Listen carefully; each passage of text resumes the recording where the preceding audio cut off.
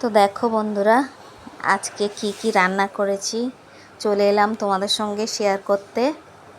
তো এই দেখো, এক বাটি ভাত, স্টিলের বাটির এক বাটি ভাত।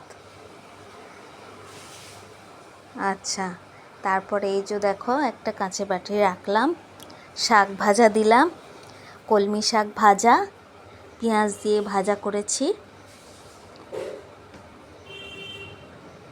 তারপর দেখো, লেবু দিলাম, শুধু পিস শসা দিলাম, আর একটা বাটি রাখলাম